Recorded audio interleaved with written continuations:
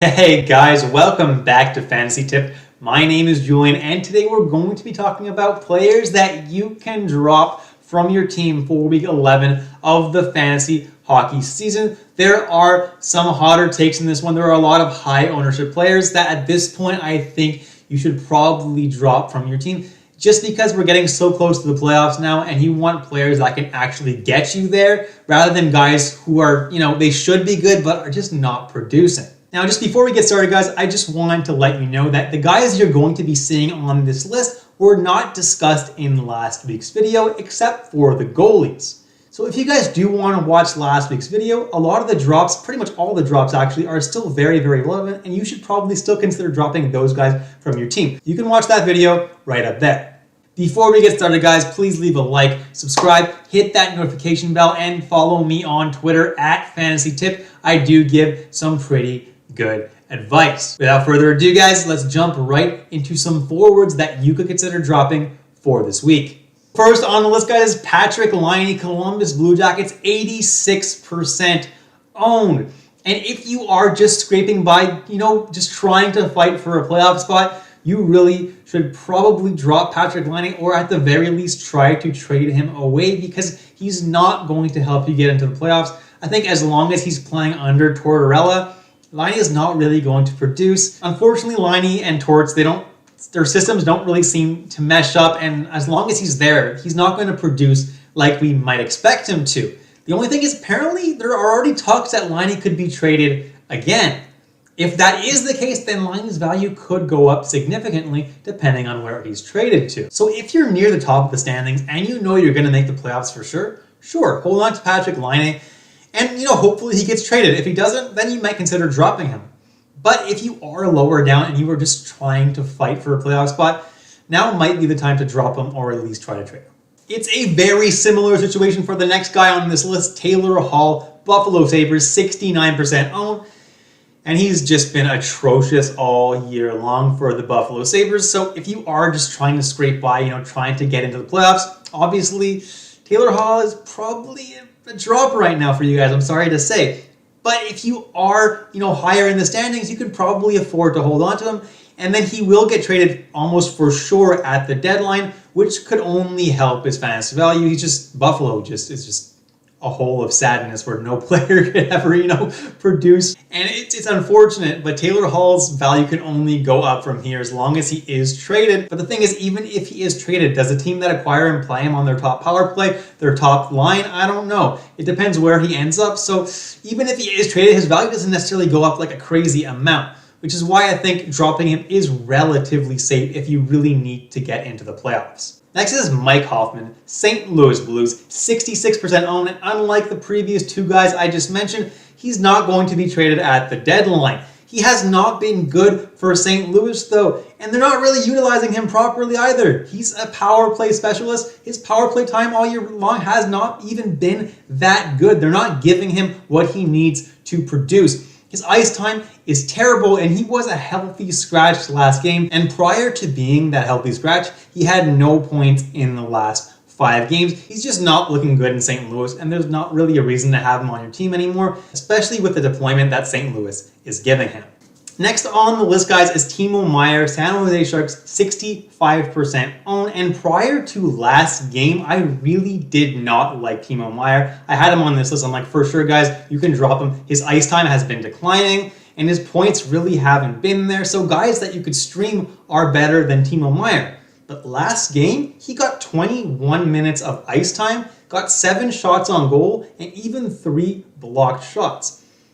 I'm not sure if this is going to be a trend, but maybe hold on to him for a couple more games. See if Meier starts getting a lot of ice time once again, and see if he keeps shooting like he did that game. So I do have him on my drop list, guys, but that's only if he goes back to seeing only about 14 minutes of ice time and, not really producing offensively. If he can keep up that 21 minutes of ice time, 7 shots on goal pace that he did last game, well, suddenly I like him a lot more. Just keep your eye on that. If he goes back to those pretty lame numbers with like 14 minutes of ice time and not really shooting anymore, pretty easy drop in shallower leagues. Next is Victor Olofsson, Buffalo Sabres, 40% owned. And do I really need to tell you to drop him at this point? Apparently I do, because 40% of you still own him. The Buffalo Sabres are an absolute dumpster fire, guys, and they're not going to right their season anytime soon. To make things worse, guys, Eichel's gone for a good while. So Olofsson doesn't really have his star center to feed him the puck. He's a very, very easy drop right now, guys. Next is Jack Hughes, New Jersey Devils, 39% owned, and I can't believe he is still that highly owned. He has no points in his last 6 games. He has not been very good the entire season, and he's not even on the top power play. Like, there's not really anything that's going to indicate that he's going to get better. He's a very, very easy drop, and he's not even on a very good team. Next is Anders Lee, New York Islanders, 39% owned, and he's gone for the season, guys. He's not going to play another game. If you're holding on to him for whatever reason, drop him. He's not going to play anymore this year. Why are 39% of people still holding on to Anders Lee? Next is Adrian Kempe, Los Angeles Kings, 29% owned, and he had a pretty hot stretch at one point this season. But, he's cooled down a lot, and he's not on a very good line. He's playing with Athanasiou and Anderson Dolan, which isn't the worst in the world, but it's not exactly an all-star line. The only place where he has some value is on the power play. He does play on that top power play unit, but he's not doing enough to justify being 29% owned, in my opinion. Next is Kasperi Kapanen, Pittsburgh Penguins, 23% owned. And at this point, he's injured, so there's not really a reason to keep him on your team because you guys should be fighting to get into the playoffs right now. He's not going to help you get there. I get if you're at the top of the standing and you have some IR space, fine, you can hold on to Kapanen. He's not really that valuable anyway that when he comes back, he's going to really, really help your team.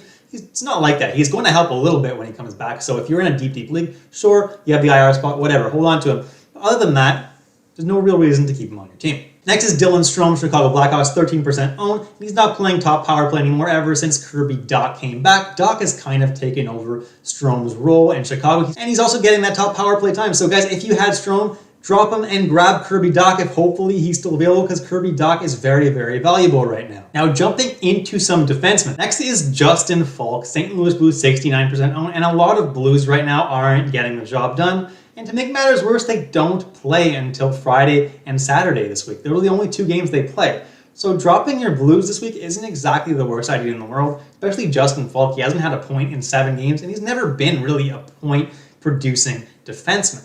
In categories leagues, he's okay, but in points leagues, he's really not doing great right now. Next is Aaron Ekblad, 53% owned.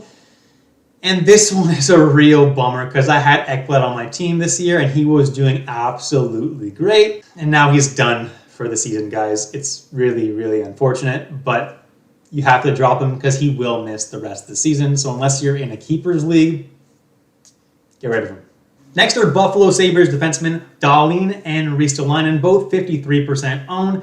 And again, Buffalo is just atrocious right now, and you really shouldn't own anyone on that team except for maybe Olmark. It's a disaster, and there's no hope for Dahlin or Ristolainen this season.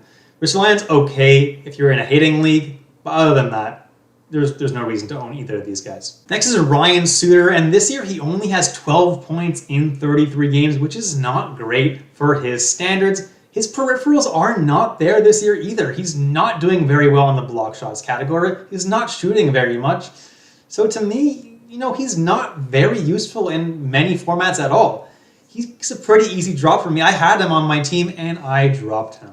Next, guys, is Eric Chernak, Tampa Bay Lightning, 18% owned, and he's pretty useless enough when he's healthy. He's injured right now, so I don't know what 18% of people are doing hanging on to Eric Chernak. Next is Carter Hart, Philadelphia Flyers, 69% owned, and I'm finally giving in on Carter Hart. I did say last week that if he doesn't get better by this week, well, he's going to be a drop for me, and here he is. So let me tell you just a few stats about Carter Hart this year that are going to make you be like, wow, he has been absolutely terrible. Well, for one, he's let in the most goals out of anybody in the league. That's 77 goals. He also has the 3rd worst high danger save percentage in the league with a .482, which means he saves less than half the high danger save percentage chances, which is not very good. And he's the 6th worst at low danger save percentage in the league, which is really, really bad because low danger save percentage, you should be saving almost all of those. Now, for you guys who will be dropping Carter Hart, and if you're a little bit nervous, you don't have another goalie, well, Brian Elliott has actually looked a little bit better for the Philadelphia Flyers, so you could grab him to replace Carter Hart. Next is Chris Driedger, Florida Panthers, 44% owned. And while I don't absolutely hate this ownership percentage, I do think it's a little bit high just because Bobrovsky has been a lot better this season. So Driedger is not getting as many starts as he was earlier in the season or last season when he was healthy. Next is Braden Holtby, Vancouver Canucks, 33% owned. And Thatcher Demko has been awesome this season. He's had a couple of bad games, so yeah, I mean, you could hang on to Holtby if you still have him for some reason and, hope that Demko keeps choking.